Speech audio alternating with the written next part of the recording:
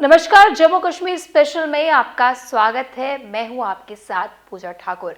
तो खबरों की शुरुआत करते हैं चोरी की वारदात से। जम्मू क्षेत्र में लगातार बढ़ रहे चोरी के मामलों में एक और वारदात सामने आई है। कल देर रात जम्मू प्रेस क्लब के पास मेडिकल शॉप में चोरी की वारदात को अंजाम दिया गया। चोरों ने शॉप से लगभग 45,000 की नकदी चोरी की। शॉप के मालिक ने बताया कि पुलिस ने मामला दर्ज कर जांच शुरू कर दी है। सर, मैं आया सुबह दुकान पे तो मेरी दुकान का शटर पहले से ताले दोनों टूटे हुए थे। मेरा डोर भी तोड़ दिया था उन्होंने। अंदर आके मैंने देखा तो मेरा ये भी लॉकर का टूटा हुआ था, डॉक्टर साहब का लॉकर भी टूटा हुआ था। मेरे लॉकर से 45,000 रुपया कैश गया। FIR वगैरह होगी भैया? हाँ सर, करा गया। तो पुलिस प्रशासन के द्वारा क्या कहना है? बोल रहे हैं हम देखते हैं, अभी CCTV फुटेज देखते हैं। तो क्या लगता है किसी पे कोई शक है आपको? मेरे को किसी पे शक नहीं है। मुझे लगता है ऐसा कोई जानकार हो सकता है मेरा, क्योंकि उन्हीं को जानकारी होगी कि इतना कैश है। अब बोल नहीं सकता मैं किसी के लिए स्पेशल। तो कुछ हफ्ते पहले जम्मू के जीवल चौक में हुए गोलीकांड के अपराधियों को पुलिस ने गिरफ्तार कर आज उन्हें रिमांड के लिए ले जाया गया।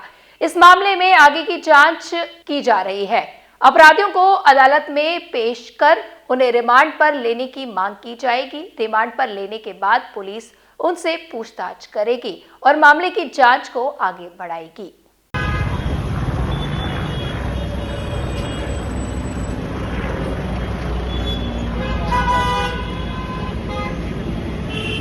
डॉक्टर फारूक अब्दुल्ला द्वारा महिलाओं के अधिकार पर दिए गए बयान को लेकर आज जम्मू कश्मीर भाजपा प्रवक्ता रजनी सेठी द्वारा एक पत्रकार वार्ता आयोजित की गई, जिसमें पूर्व मुख्यमंत्री फारूक अब्दुल्ला द्वारा महिला के अधिकारों के मुद्दों पर सवाल उठाते हुए उन्होंने कहा कि जब वे जम्मू कश्मीर में सरकार में थे तो महिलाओं की स्थिति क्या थी।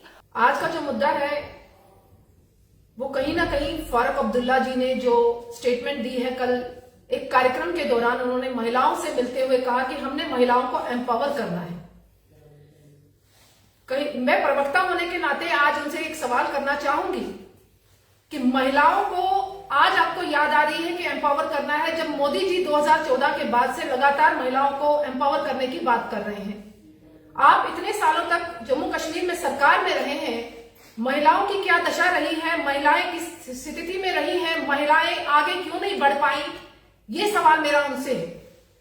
आपके दौरान जब आपकी सरकारें रही हैं, महिलाओं को तो बराबरी का अधिकार नहीं था, यहां जेंडर इनइक्वालिटी थी।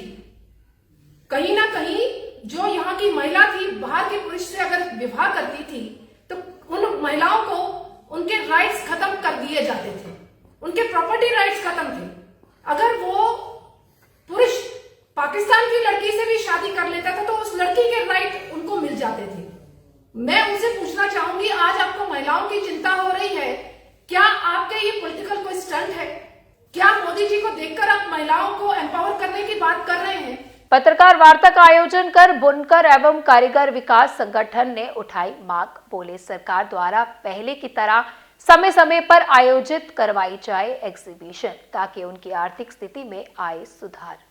मैं सरकार से यही अपील करता हूं कि जैसे एग्जीबिशन पहले होती थी वैसे ही होनी चाहिए, ताकि जो गरीब आर्टिजन है उनको भी रोज़गार मिल सके, तो ऐसे सबकी रोजी रोटी चले। ऐसे जैसे कि वो इग्नोर कर रहे हैं जम्मू में टोटली हैंडलूम हैंडीक्राफ्ट को ख़त्म कर रहे हैं, तो ये नहीं होना चाहिए। हर एक गरीब को रोज़गार मिलना चाहिए और एग्जीबिशन होनी चाहिए।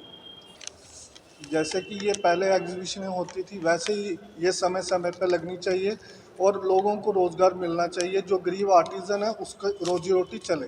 साल में यही लास्ट के जो सीज़न होते हैं इसी में उनका रोज़गार चलता है, और यही ख़त्म हो गया तो वो तो बेचारे मर जाएंगे। तो इसीलिए हम सरकार से ये अपील करते हैं कि एग्जीबिशनें होनी चाहिए। वर्ल्ड कैंसर डे के उपलक्ष्य में गवर्नमेंट मेडिकल कॉलेज जम्मू में मिशन कैंसर पर एक कार्यक्रम का किया गया आयोजन, जिसमें कैंसर से लड़ने से जुड़ी तमाम जानकारियां की गई साझा। इस कार्यक्रम में मुख्य तौर पर पूर्व मुख्यमंत्री डॉक्टर फारूक अब्दुल्ला जी की health and medical education minister Sakina Itoo, GMC principal व स्वास्थ्य विभाग के अन्य अधिकारी रहे उपस्थित। Today's event might look like just another ordinary function to all of us, but hidden deep within this event today is the recognition and the effort that those patients want us to take who are suffering from cancer. अभी भी जब हम cancer कहते हैं तो we say God forbid. God forbid that any one of us or any one of our near and dear ones, any one of our family members should get impacted. We understand the pain and the agony and the extreme distress that this entire family and the patient is put through. It has destroyed countless lives. सबसे पहले जिस दिन को मनाने के लिए world cancer day हम यहाँ पे जमा हुए हैं, मैं समझती हूँ कि यहाँ पे बोलना मेरे लिए बहुत डिफ़िकल्ट है, क्योंकि जिन्होंने मुझे उंगली पकड़ के पॉलिटिक्स सिखाई है, पॉलिटिक्स में चलना सिखाया है, बोलना सिखाया है, उनके सामने यहाँ पे खड़ा होना, कुछ बोलना मेरे लिए बहुत मुश्किल है। लेकिन फिर भी मैं कोशिश करूँगी, क्योंकि कादिसानी डॉक्टर फारूक अब्दुल्ला साहब, जिनका रियासत जम्मू कश्मीर में, चाहे वो एज डॉक्टर, चाहे वो एज चीफ मिनिस्टर, चाहे वो एज मेंबर पार्लियामेंट, चाहे एज यूनियन मिनिस्टर, जिनका कंट्रीब्यूशन जम्मू कश्मीर में इतना ज़्यादा है कि शायद अगर उस पर बात की जाए तो सदियाँ गुजर जाएंगी। और मेरी पॉलिटिकल जो शुरुआत है वो कादिसानी डॉक्टर फारूक अब्दुल्ला साहब ने मुझे उंगली पकड़ के सिखाया है कि पॉलिटिक्स में कैसे चलना है। जहां आज जिस कॉलेज में हम जमा हुए हैं, जहां पे हम वर्ल्ड कैंसर डे के बारे में बात करना चाहते हैं, जिसकी बुनियाद शेर कश्मीर शेख मोहम्मद अब्दुल्ला साहब ने डाली है, उसके बाद कादिसानी जनाब डॉक्टर फारूक अब्दुल्ला साहब उसी मिशन को लेके आगे चलते रहे और आज तक इस जीएमसी में या इस मेडिकल कॉलेज में जितने भी पेशेंटों का इलाज होता है, जो भी पेशेंट आते हैं या स्टूडेंट जो यहाँ पे पढ़ते हैं, मुझे लगता है कि इससे ज़्यादा कोई कंट्रीब्यूशन नहीं हो सकता है। संजीव रेड्डी प्रेसिडेंट थे हिंदुस्तान, उन्हें दांत निकालना था, तो दांत निकालने के लिए एक्सरे करना पड़ा। जब उनका एक्सरे किया गया all India institute of medical science में दिल्ली में, उन्हें वो पॉइंट शैडो दी गई लंग में, तब पता लगा कि वो कैंसर है। फौरन उन्हें स्लोन कैथरीन हॉस्पिटल, जो सबसे दुनिया में सबसे बेहतरीन कैंसर इंस्टीट्यूट है न्यूयॉर्क में, उनको लिया गया। दूसरी तरफ देखिए,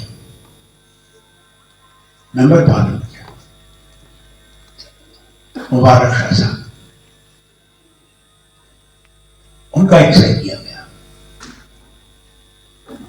मगर उसी इंस्टीट्यूट में उस इमेज को नहीं देखा गया। उनके पास भी वही इमेज थी जो संजीव रेड्डी की थी, मगर डॉक्टर उसको पहचान नहीं सका। We are human beings, we can make errors.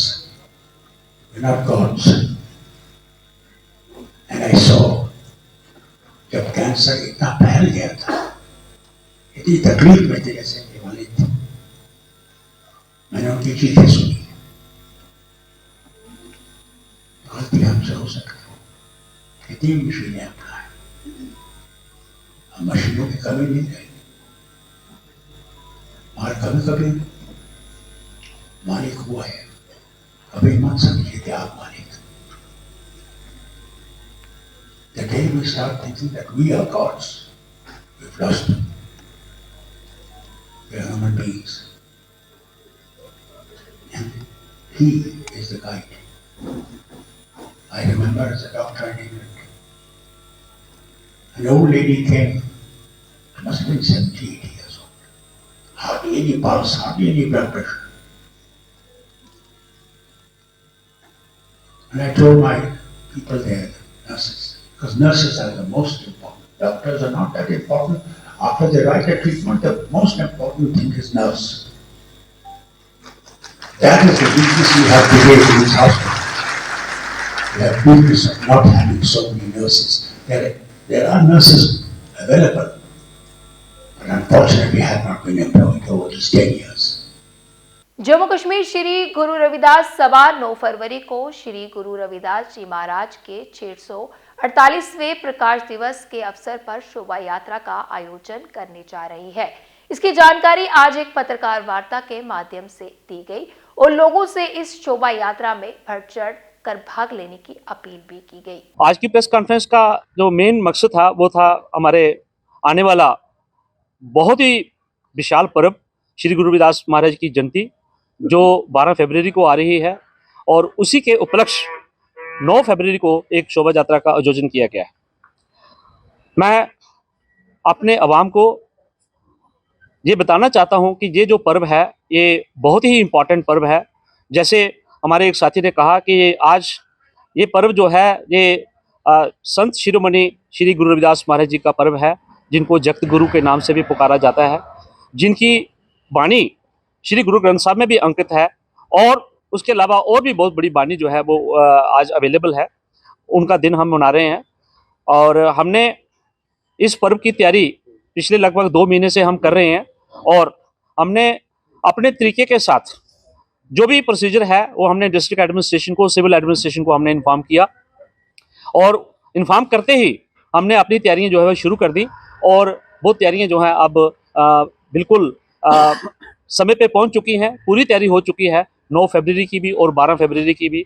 मैं आपके माध्यम से डिस्ट्रिक्ट एडमिनिस्ट्रेशन को, सिविल एडमिनिस्ट्रेशन को ये आग्रह करना चाहूँगा कि ये जो 2 दिन हमारे सेलिब्रेट होने जा रहे हैं, इनकी देखरेख, इनकी निगरानी, इनकी सिक्योरिटी और बाकी के जो बंदोबस्त हैं वो सिविल और डिस्ट्रिक्ट एडमिनिस्ट्रेशन जरूर देखेगी और ताकि हमारे जो रविदासिया समाज जिसकी संख्या लगभग 4.5 लाख है, लखनपुर से लेके बनहाल तक लोग इन दोनों दिनों में यहाँ शामिल होने आ रहे हैं और हम चाहेंगे कि प्रॉपर सिक्योरिटी के अरेंजमेंट हो ताकि शोभा यात्रा को किसी भी तरह की कोई संकट ना आए, इनडिसिप्लिन पैदा ना हो।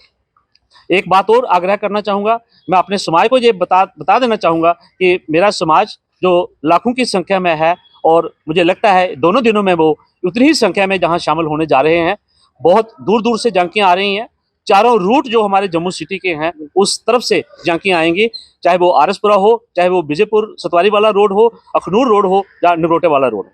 झांकियाँ आएंगी और वो झांकियाँ ठीक तरीके के साथ इस गुरुद्वारे में पहुंचे, उसका संचालन जो है, उसकी देखरेख जो है वो सिविल और डिस्ट्रिक्ट एडमिनिस्ट्रेशन जरूर करेगी। हमारी बरादरी की तरफ से उनको ये आग्रह है। गांधरबल में सिंध फॉरेस्ट डिवीजन के कैजुअल लेबर्स ने अपना बकाया वेतन जारी करने की मांग को लेकर विरोध प्रदर्शन किया। मजदूरों का कहना है कि बार बार उनके अनुरोध करने के बावजूद भी उनका बकाया वेतन का भुगतान नहीं किया गया है। प्रदर्शनकारियों ने आरोप लगाया है कि विभाग ने 256 कैजुअल मजदूरों को अनुचित रूप से मजदूरी का भुगतान किया है, जो कथित तौर पर अवैध रूप से नियुक्त किए गए थे। उन्होंने कहा कि ये वैध मजदूरों के साथ अन्याय है। एक प्रदर्शनकारी मजदूर ने कहा कि हम विभाग के लिए कड़ी मेहनत कर रहे हैं, लेकिन हमारी मजदूरी लंबे समय से लंबित है। हम मुख्यमंत्री और अन्य उच्च अधिकारियों से अनुरोध करते हैं कि वे इस मामले को देखें और हमारी लंबित मजदूरी को तुरंत जारी करें। प्रदर्शनकारियों ने कहा कि अगर उनकी मांगे पूरी नहीं की गई तो वह उनका आंदोलन तेज करेंगे। उन्होंने मांग की है कि विभाग लंबित मजदूरी को तुरंत जारी करने और वैध मजदूरों को न्याय दिलाने के लिए तत्काल कार्रवाई करे। सर, मेरा नाम कैसर मल्ला है और मैं सिंध फॉरेस्ट डिवीजन गांधरबल से हूँ। सर, यहाँ पर वेरिफिकेशन हो गई थी जो इरफान सुल्तानी साहब ने की, उसमें से उसने 4 कैटेगरी का बताई, A, B और C और D। सर, लेकिन जो A, B है उनकी जब वेरिफिकेशन लास्ट में हो गई वो इलीगल थे, फ्रॉडेड लड़के थे, वो सही नहीं थे।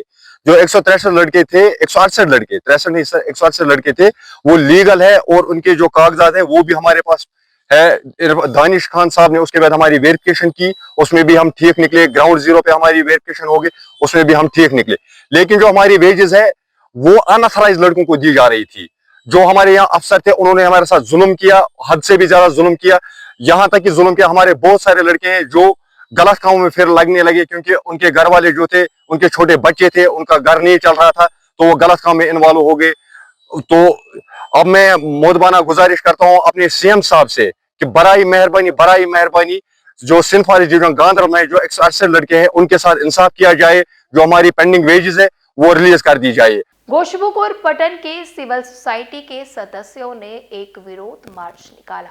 कुलगाम में हाल ही में हुए आतंकी हमले जिसमें एक पूर्व सैनिक की हत्या कर दी गई थी और उनकी पत्नी व भतीजी घायल हो गई थी के विरोध में गौशबुग और पटन के सिविल सोसाइटी के सदस्यों ने विरोध मार्च निकाला। स्थानीय लोगों ने इस हत्या की निंदा करते हुए कहा है कि ऐसी घटनाएं कश्मीर में नहीं होनी चाहिए और निर्दोष लोगों के खिलाफ हिंसा को समाप्त करने की मांग की। कल जो हमला हुआ है ये आम लोगों की किलिंग हो जाती है, हम आम लोग यहाँ परेशान हो जाते हैं, ये नहीं होना चाहिए।